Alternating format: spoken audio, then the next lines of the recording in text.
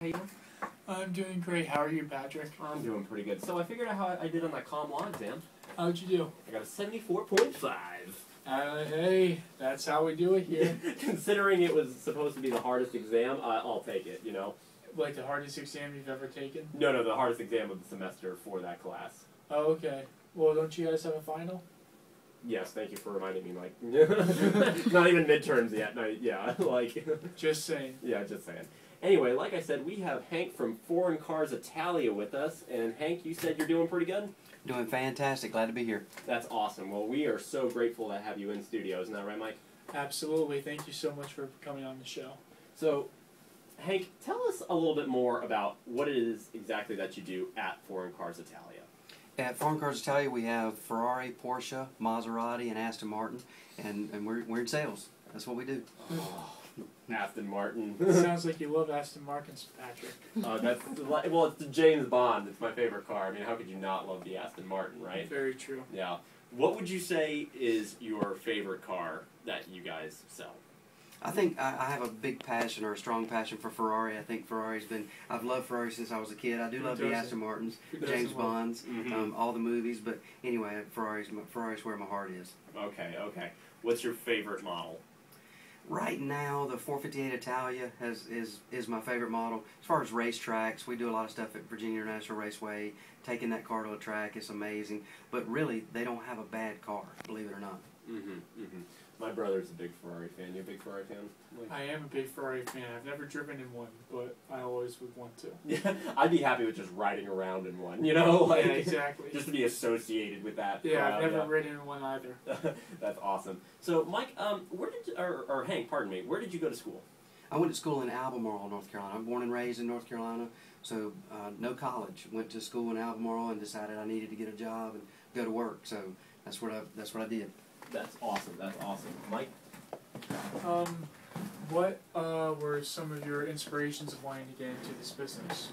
I guess from when I was a kid, when I was small, my dad was into cars.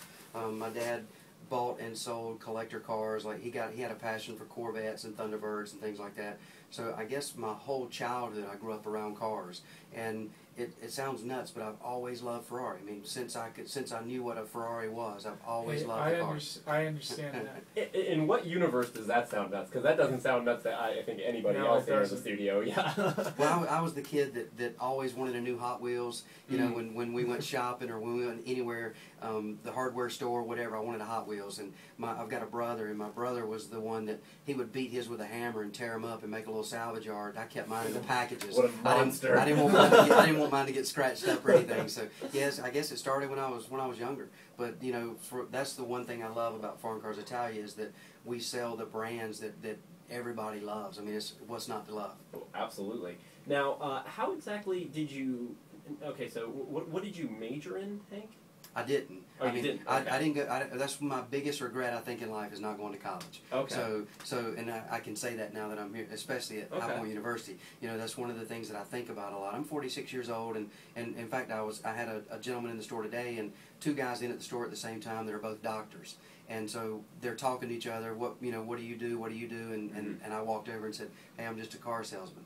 And they laughed about it. But you know, really, I'm blessed to be where I am and doing what I'm doing, but I do regret not going to college.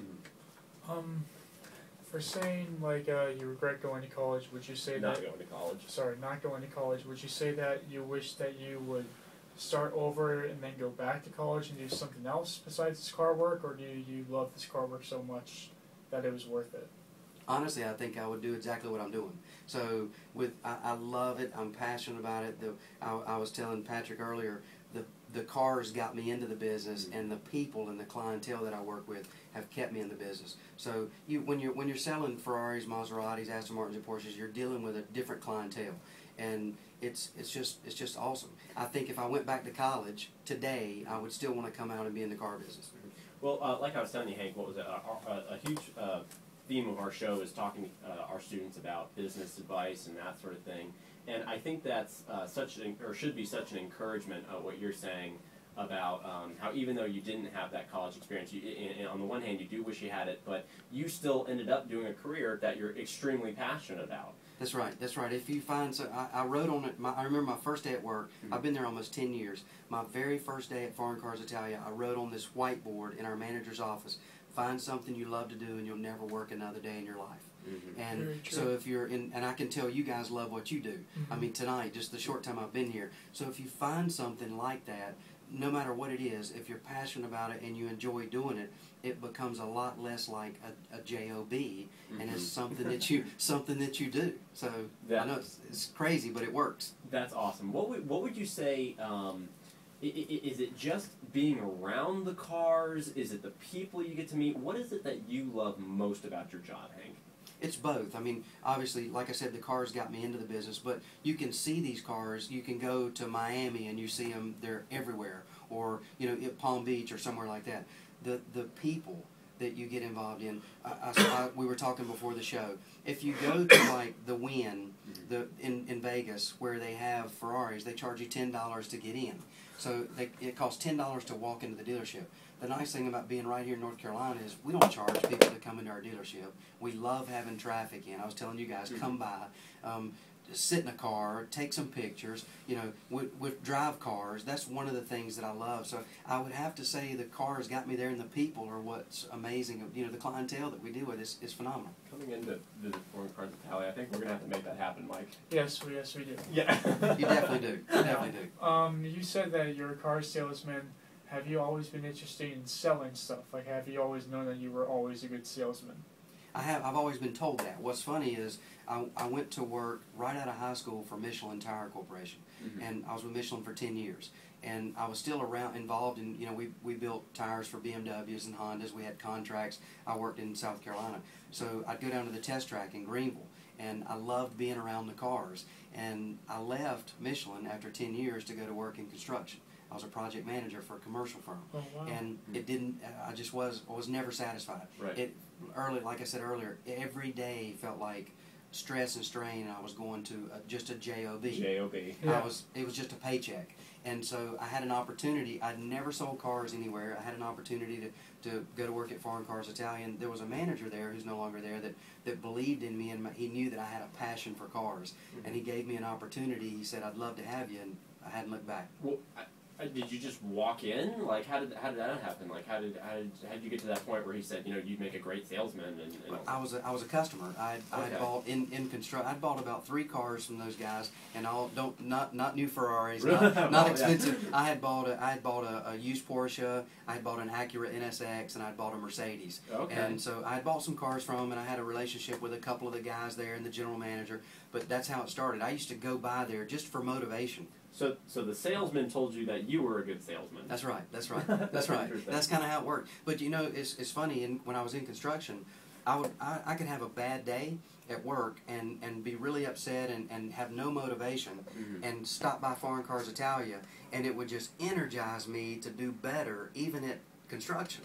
And so I thought, if I get that feeling, if I'm able to get that energy about a job I don't really like, why don't I do this for a living? And so it just kind of all fell into place. That's awesome. So Foreign Cars Italia pretty much motivates you, kind of. That's right. That's right. It is kind of, and we joke about it at work. We've got some guys who've been there. We've got a guy that's been there 14 years. We got another guy that's been there for 13 years. And these guys, you know, we talk about how you get complacent. And you walk in and you're like, another day, you know, I'm worn out, and I'm sure my eyes are really red right now. We start at 8:30 in the morning, but it's hard to take it for granted. If you love the cars that much, it's really hard to take it. And sometimes we have to catch ourselves. You know, when somebody, it's really inspiring when somebody walks in the door and you see them just stop and take a deep breath and look around the showroom and go, wow. And then it makes you realize, God, I work here. I'm here every day. Right. So Yeah. you have to just kind of take it all in, and I mean, it's a lot of fun. It is a lot of fun. That sounds like such a fascinating job. Like, see, me, I've never known a whole lot about cars. I'm sort of one of those people that think of me as the guy who walks around in the museum who can't paint and who has no artistic ability, but can sit back and just go, wow. Right. Yeah. Because you know what goes in. I'm the same way. I couldn't paint. I can't even hardly draw a circle. So you know, but I can appreciate what that's the same thing I'm talking about. Yeah. So when I there's some of the cars, like, you know, an Aston Martin, goes through 40 hours just to be painted. And when you walk into our showroom, I'll show you the paints on the Aston Martins are probably some of the best paint jobs you'll ever see on any car. And it's just phenomenal. But you can stand back and look at it, and it's artwork. You know, I look at some of the Ferraris. My desk is in the Ferrari showroom. And so a lot of times I have buddies that'll take pictures of the beach.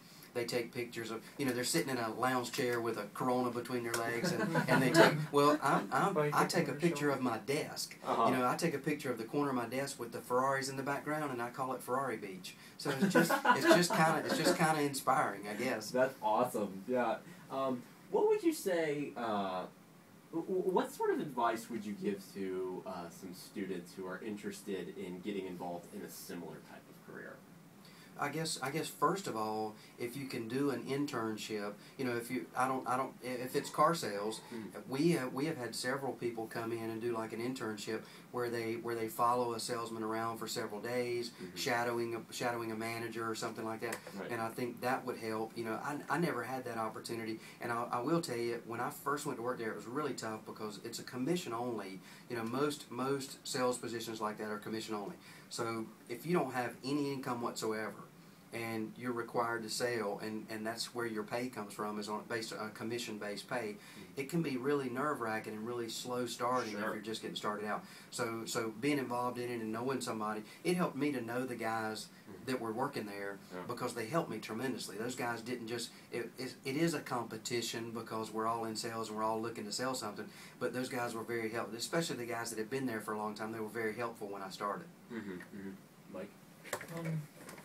This next question for you is, what's would you say is your favorite type of like color or design that you have seen so far while working at Foreign Cars Italia? My favorite what? Color or design, because I know you've seen lots. Okay, so correct me if I'm wrong. You said you were a Ferrari fan. Right. Okay, now once again, describe to us your dream Ferrari. Like, tell us what that looks like.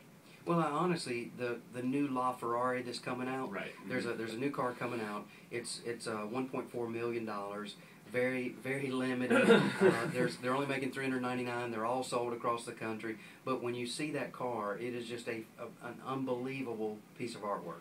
Mike, you got $3 million? Unfortunately, I don't. Maybe. Okay. Later. Maybe one day when we become millionaires, we'll buy one. But honestly, all the car. I mean, I have a '97 355 GTB, and it was one of my favorite cars growing up. I had a poster of the car. You know, I've got a whole collection of little die-cast models of that car, and now I have one in my garage. It's nice to be able to go to dinner in the car and do things. My wife and I will travel. We just went to the mountains. I'm the vice president of the Ferrari Club for the state of North Carolina, so getting involved in the Ferrari Club allowed me to meet other Ferrari owners and talk to people throughout North Carolina, and then if they need service on their car, they need something with their car, I can help them because I work at the dealership. But anyway, that's what I utilize my car for. I utilize my car for, you know, for events and different things that we do. We do a beach trip and a mountain trip every year with the Ferrari Club, and so anyway, that's it. Just they're all perfect cars. I mean, in my mind. But I'm still I love Ferrari red. I love their Rosa Corsa red. It's just the classic Ferrari. A lot of kids had Magnum PI posters when they were kids, and you know I'm that guy. Yeah, that's awesome. When did you become vice president? About 7 years ago.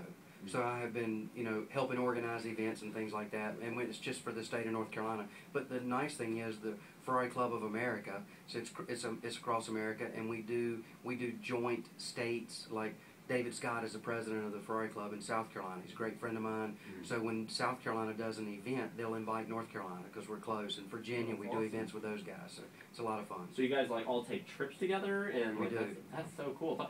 Give us one of your most interesting stories from the Ferrari Club. Well, I will tell you, I was trying to think of something that lately this happened, but I will tell you some of the things. Let me give you a quick story about something that happened at the dealership. Yeah. And this will help some of the students that are thinking about going into sales. When I hadn't been there but about 2 months, I had a gentleman come in the front door with a pair of shorts on, a pair of flip-flops, and a T-shirt. Obviously not a buyer, the way he was dressed. Had a son with him, about 10 years old. I introduced myself to him and asked him if they'd been in the store before. They hadn't. I walked him around. I showed him around with his son. really loved this yellow Ferrari sitting in our showroom.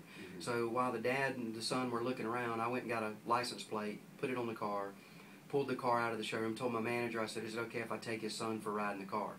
So it was a 355 Spider. I went over to the dad, wanted to make sure, I said, listen, your son loves this car, is it okay if I take him for a ride in the car? He said, yes, are you sure? And I said, I'm positive. So I took him for a ride in the car. We didn't go far. When I came back, the kid was just ecstatic, big smile, and his dad came outside and he said, Dad, you got to drive this car. You got to drive this car. And so I said, Mr. Griffin, I said, come on around. And I said, let me show. I said, have you driven a paddle shift car? He said, yeah, I have. And I said, hey, you're welcome to drive it. Your son wants you to take you out. Well, anyway, I let him drive it. I took the dad around the block to make sure he was comfortable, turned him loose with his son. He came back and said, I got to tell you, what an experience. We just came here today to look around. That was awesome. He said, have you got a card? And I handed him my card. And I'd been there about a month and a half maybe. And he left, and about 30 minutes later, my phone rang. And it was him, and he said, hey, I just left there with my son. He said, how much was that car I drove? And I told him, and he said, how long would it take you to get it ready if I bought it today? He turned around and came back, bought the car, left his Lexus sitting in our parking lot. He didn't trade his car, and he called his wife and said, his son, he said, we're meeting you for dinner tonight. I bought a car. I can't wait to show it to you. And they left. It was on a Saturday. Wow. Paid cash for the car. And so the moral of that story is, and I've told a lot of people that story, you never judge a book by its cover. When the other salespeople that met that guy or that saw him the first time, he had passed by several salespeople before I got to him or before he came to me in the showroom. And because of the shorts and the t-shirt and the flip-flops and the 10-year-old son, it's just a guy showing his son around. And it wound up being a buyer. So you just never know. To me, it almost sounds like you were saying, I mean, making, obviously, making money is great, and it's great. It's even better when you can make money when you doing what you love. Doing what you love. Thank you. Yes. But I mean, to me, it just sounds like you're so passionate about not just the cars, but to me, it also sounds like those stories you get to tell, and that sort of thing. The experiences with the customer. And that sort of thing, that's going to be something that the dad and the son are never going to forget. Right. Well, and I'll tell you this: there's not many places you can go in the world and anywhere and experience driving a Ferrari. Even if you just love the cars, that's one of the things that I love about what I do. And it may not always create a sale, but I can't tell you how many times I just recently had a lady send an email to our general manager, and she's in her 30s, and she said, my husband's birthday's coming up. He's a big Ferrari fan. By the way, we can't afford one. In parentheses, but I would love to bring, as a surprise for his birthday, I'd love to bring him by, and could he possibly sit in a car? Well, not only did he, once I got a hold of it, I contacted her, said, I think it's great what you're doing, asked for Hank when you come in. I took him out, and his favorite car was a 458 Italia, which is one of my favorites. I took him out in the car. We got about 4 miles from the dealership, and I stopped and I said, okay, you're driving us back. He said, no way, I'm not driving. It's a $300,000 car. And so I just got out of the car and said, then I'll walk back. And he got in the driver's seat and took me back. So anyway, just being able, that's an opportunity of a lifetime. But it's something that it's an opportunity that I'm able to afford somebody. He'll never forget that. So I couldn't imagine. You're a really good salesman. Well, and that's the thing. Even though it's not always about the relationship part of sales is so important. And Very true. I don't care what it is you're doing, and it's really, really important in what I do, because these guys, you can go anywhere and buy a car. Yeah. People buy from somebody they like, somebody they want to be around. Yes. And so the relationship part of it is huge. And that's why I've been there. That's why I've been there almost 10 years, and I have a large, clientele. But it's also, I enjoy doing it, so it's different. I mean, how cool is that? It's like you have the mindset. It's like, you know what? Even if these people don't buy a car, I want to give them an experience they're never going to forget.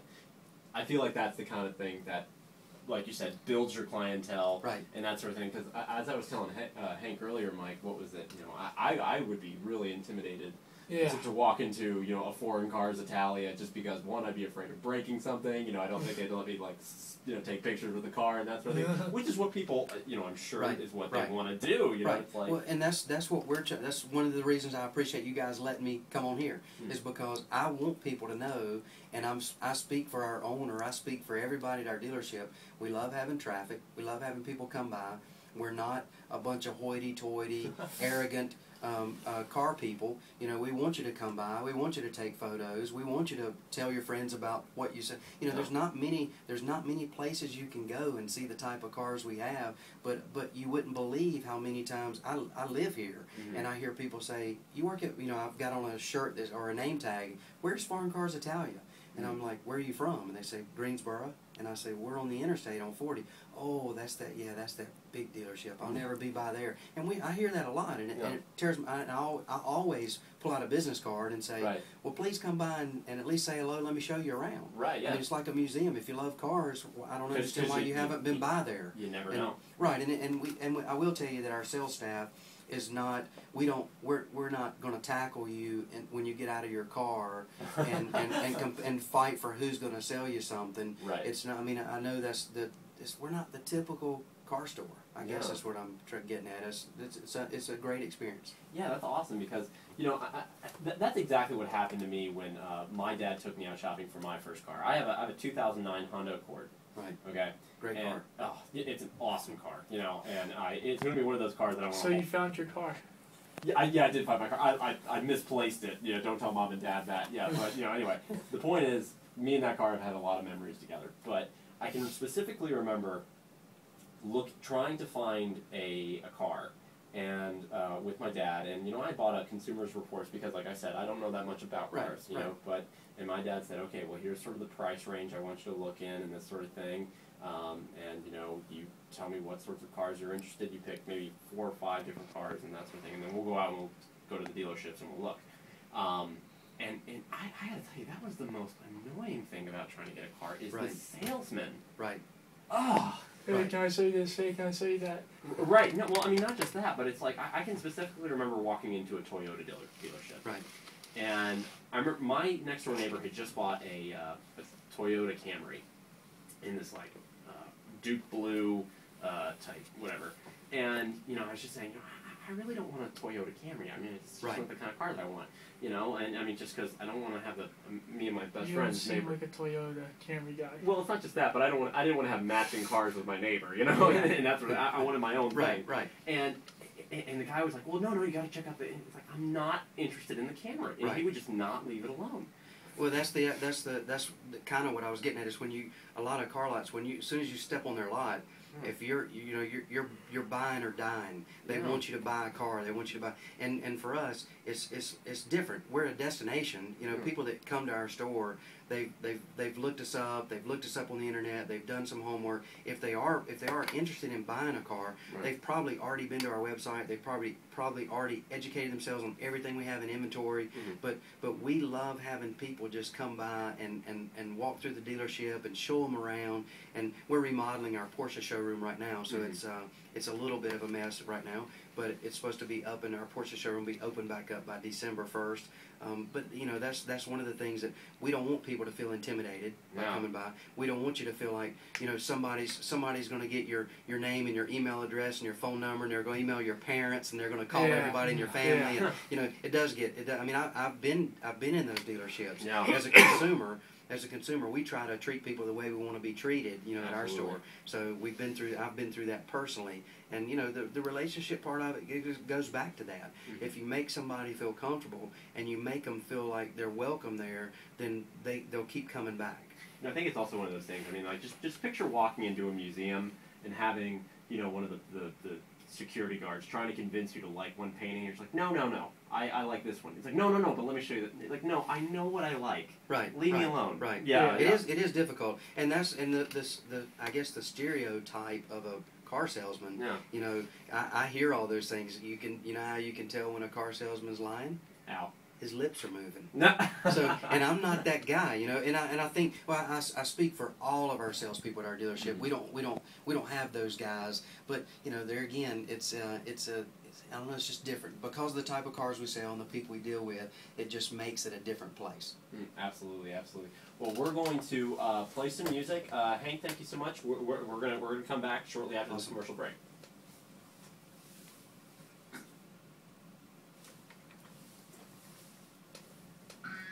Did I pause it?